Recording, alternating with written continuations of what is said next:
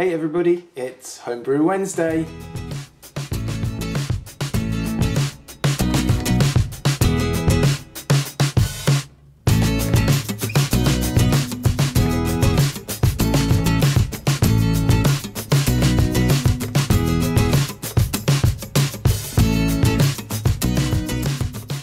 Hey everybody, it's Homebrew Wednesday. This is the Peanut Brewery reporting in.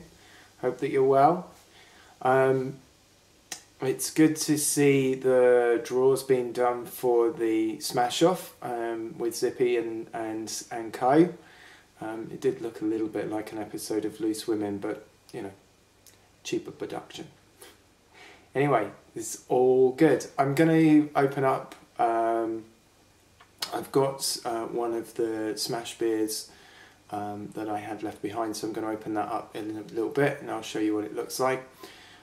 First of all, I did some brewing Monday and Tuesday, so I've got some footage of that. This is the Blue Moon clone that I was doing. Everything came, as you know, from the London Beer Labs, which is over at Brixton. Please go look them up because they're such nice guys. It's a little darker than I expected, and I think that's to do with the caramel malt that went in. It was quite high in colour, and I think... yeah, it looks a little bit darker than I had anticipated. On the plus side, I used a yeast starter, of which I'll show you a little bit of footage as well. And within 12 hours, the yeast, I threw the yeast in. It was a 1010 that I harvested from the root Citra 6. And it's already fermenting, bubbling away nicely, as I think they would say. I've never had that before. It's always been like 48 hours before anything started, so that's all good. So what should I show you first? Let's show you some brewing, I think, because it is Homebrew Wednesday. So let's go that way. So this was harvested in January. I'm going to drain out... Oh, big finger. I'm going to drain out all this water down to there, shake it up, and then put that into the starter. And then I'm going to keep it shaking for a little bit. I'm going to put a foil top on it, and then I'm going to leave it because it's not going to be needed until Tuesday, because I'm going to do the mash tun Monday night, and then Tuesday night this is going in, so by then there should be some activity. There we go, have a good night. So that's 14.1 litres of water.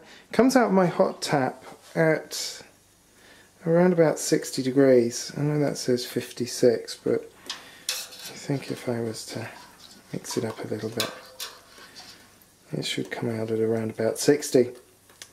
And then for those of you who've not yet met the mash tun, this is, as named by Norfolk Hillbilly, go look him up online, the Porta Potty. Although Greg, I think it was Greg or Grant, did say it looks more like R2-D2, which I'm going for, I prefer. So there we go. This is, this is the mash.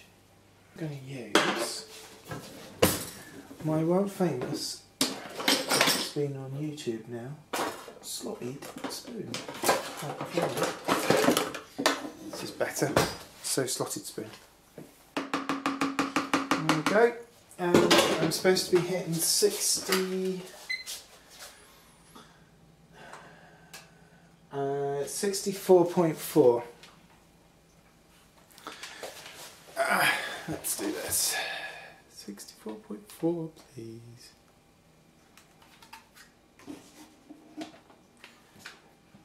61, 63, 64.1, 4.4.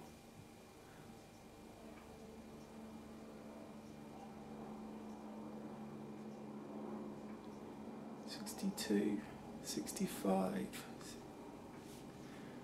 65. Okay, so 75 minutes have gone past with the sparge, and I was at 65.8 in the mash tun, and it's still at 66. so it actually hasn't lost very much temperature at all. So first runnings, this is a lot darker than I expected it to be. But then that's always the case when you first run it through. So I'm going to run 4 litres through, I think. It's quite clear, you know. So there's 2.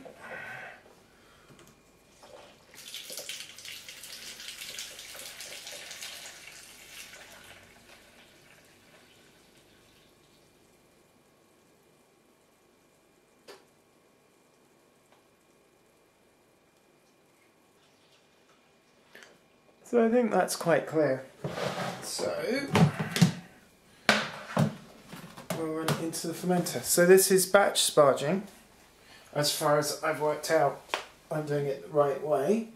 So basically, I'm going to run out this. And I'm going to get out as much as I possibly can. So let's put this to one side.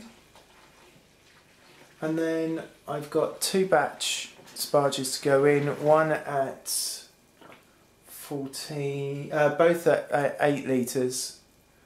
I'm going to put it in. I'm going to stir it, so I've been told that stirring is good. So I'm going to stir, and then we'll come back after that's all done. Right, so the mash tun has run out dry from the first batch, so 14 litres went in. And I have got out 9 litres, that means 5 litres have been, no, 15 went in, so yeah, 5 litres have been absorbed. We'll work out if that's good or bad in a minute. Anyway, so there we go, that's the second set of sparge water gone in. It's 8 litres, so I've given it a good stir and we're just going to wait for it to, I'm going to give it 15 minutes or so. You wouldn't believe that this is supposed to be a pale ale. This is after part 2 of the batch sparge, which was another 8 litres at 75.6 degrees. I stirred it up and I've left it in there. I'm unsure as to whether or not I should have done runnings again. I might have, might supposed to have done. Oh well, never did. And there's a final 8 litres in the tun. I'm going to leave it for another 15 minutes. And then that'll be it for tonight. I'm going to seal this up. I've got the lid here and I'm going to just put some cling film around it just to keep it all sort of nice and tidy. And then I'll boil it tomorrow. But it's very dark. I think I've got the wrong grain. There we go. Bubbling nicely. That one not so much, but it's still boiling. All good fun. Hops are in. There's only one addition at 60 minutes. Then Irish moss at 15. And then orange peel at 5. And for those of you interested, I have chicken, or you can't see, chicken and sweet potato with tomato. So here's something new. This is bitter and sweet orange peel. Split in half because obviously I have 2 halves. And the other thing I'm going to use in here is coriander. So there's going to be 3 grams in each pot. Warning. Warning. So a bit of a new boy question. After I've boiled in my 2 pans, I started obviously sieving out because I have pots, so I have to tip them into the fermenter. So I've cooled them down in the bath and got them down to about 24 degrees, 22, 24 degrees. The sludge in the bottom of one of the pans was a good half the pan. Now I used a freshly laundered tea towel that I then soaked in sterilizer and put it into a colander and was literally sort of getting it through that. But I'm kind of interested. If I just strained it out, taken out the big hops, left the sludge in, and I would have got another litre, so it would have been a 20 litre. Is that what everybody else does? Though this is more those that use pots rather than anybody with a posh tap and a filter, because I don't have that. Soon my birthday though. If you want to save up and give me a good present, no. What do? Do you leave it all in the fermenter, let it all settle out, or do you try and strain some of it out? I spent an hour straining some of it out, to be honest with you, and it just, I don't know, didn't seem right.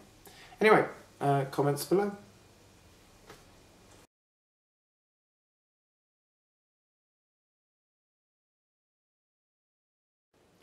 Last week I did the porta potty brew.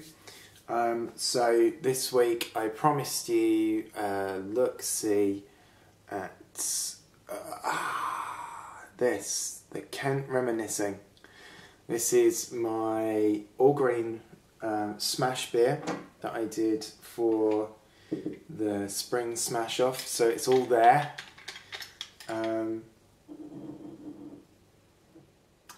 And you know, I honestly have sent 12 bottles to Zippy and I haven't actually tried it myself. So this is at room temperature, so I've done it at room temperature. So because I want to see if it is. Oh, definitely a hiss.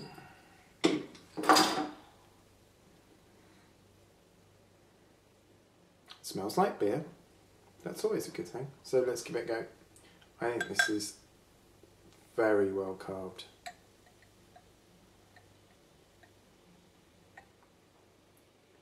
Holy moly.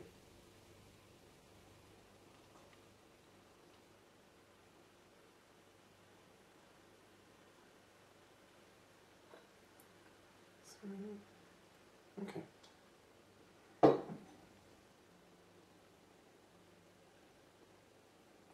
So, can you see through? Hello, hands. You can see through. It's maybe a tad cloudy.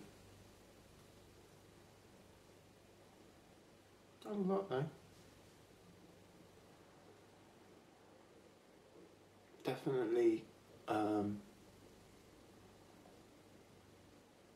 it's definitely hoppy, which is good.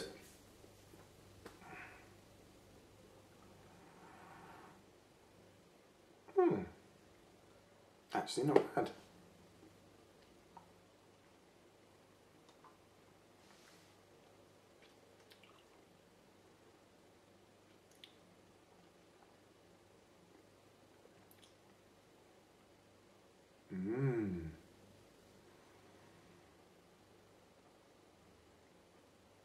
It's a bit fruity.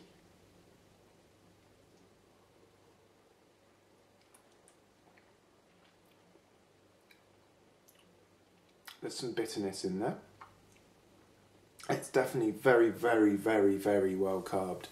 So it's a bit sort of lager-esque. But hey, you know what? This was the second all-grain beer. Was it the second all-grain? Yes, this was the second all-grain beer.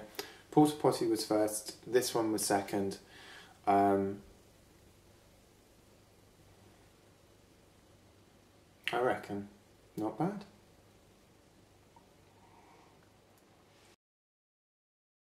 Homebrew Wednesday done for another week. I hope that you had fun. I hope that there was something in there that you enjoyed.